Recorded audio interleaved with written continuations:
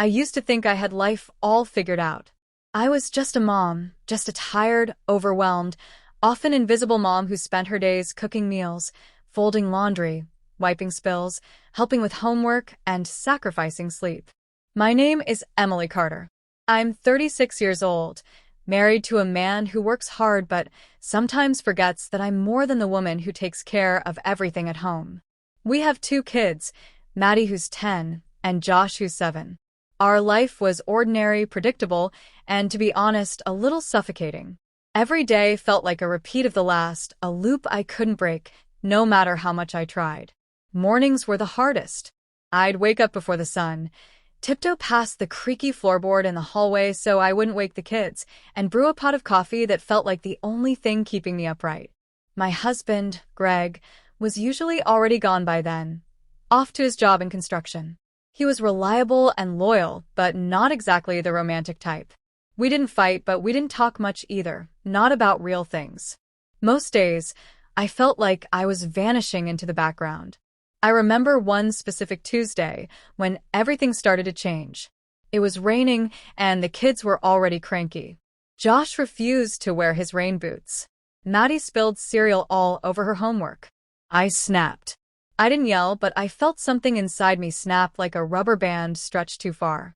I dropped everything, walked into the bathroom, locked the door, and stared at myself in the mirror. The woman looking back at me looked so tired, so worn down, like she had aged 10 years in the last 2. My hair was in a messy bun, my sweatshirt had a jelly stain, and my eyes, those used to be my favorite feature, looked hollow. I whispered, "This can't be it. This can't be all there is." That afternoon, once the kids were at school, and I had finished cleaning the kitchen for the 3rd time that day, I sat down with my laptop. I didn't have any real plan. I just typed into the search bar, "How to find yourself again." I found blogs written by women who had gone through what I was going through. Some had started businesses, others went back to school, and a few picked up hobbies they used to love. I couldn't afford to go back to school, but I remembered something. I used to love painting. Before the kids, before the bills, I used to spend hours with a brush in hand, completely lost in color and creation. That night after the kids were in bed, I dug out a box from the attic. Inside were old sketchbooks, dried-up paints, and a canvas I had started and never finished.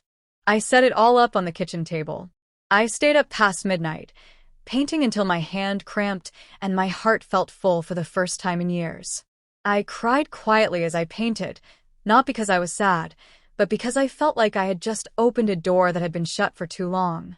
Over the next few weeks, I made it a point to paint a little every night. Greg didn't say much, but he noticed. One night, he asked, "You look different lately, happier. What's going on?" I shrugged, unsure how to explain it, but he nodded and said, "Whatever it is, don't stop." That small encouragement meant more than he probably realized. Then something unexpected happened. I posted a photo of one of my paintings on Facebook. It was a picture of Maddie looking out a rainy window. A friend commented, "You should sell your work, Emily. This is beautiful." I laughed it off. Sell my art? Who would buy it? But the comment lingered in my mind. A few days later, another mom from Josh's school messaged me privately. "I saw your painting. Would you consider doing a portrait of my daughters? I'd pay you, of course." I didn't know what to say at first. I wasn't a professional, but I agreed. I spent 5 nights working on it, making sure every brushstroke captured the joy in her girls' faces. When I gave it to her, she cried. Then she paid me more than I expected. Word started to spread. Over the next few months, I took on more commissions. I set up a small Instagram page to showcase my work. Orders started coming in. Not hundreds, but enough to keep me busy and give me a sense of purpose beyond being a mom and wife. Maddie would sit with me sometimes and ask, "Can I paint with you, Mom?" And so we did, side by side, mother and daughter, creating together. One morning, as I was sipping coffee and checking my email, I saw a message from a local gallery. They had seen my work online and wanted to include 3 pieces in a spring showcase. I stared at the screen in disbelief. I had never imagined something like that happening. I showed the email to Greg, and he smiled. "I'm proud of you," he said. "You've built something out of nothing." That night, after the kids were asleep, we sat on the couch in the dark living room. Greg reached for my hand and said, "I know I don't always say it, but I see how hard you work, Em. I know it hasn't been easy, and I know I haven't always been there emotionally. But I see you. You're amazing." Tears filled my eyes. I hadn't realized how much I needed to hear those words. We talked for hours that night, the kind of deep, honest talk we hadn't had in years. We talked about dreams and fears, about our marriage, about how we'd both gotten lost in the chaos of parenting and paying bills.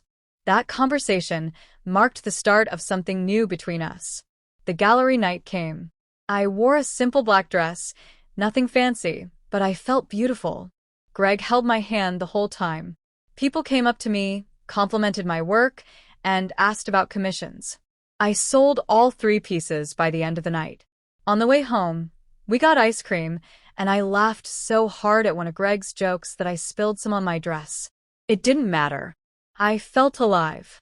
That summer, Greg surprised me with something I never saw coming. He had enrolled me in an online art course taught by one of my favorite artists. "It's not much," he said, "but I want you to keep going. I believe in you." I hugged him so tightly, he could barely breathe. Things didn't become perfect overnight. There were still hard days. Days when the kids fought, or the dishes piled up, or I doubted myself. But the difference now was that I had something just for me, something that reminded me that I was more than just a tired mom. As my art business grew slowly, I started donating some of my work to charity auctions. One of my paintings, a portrait of a mother holding her child in the rain, was sold to raise money for a local women's shelter. The shelter director invited me to speak to a group of women going through hard times.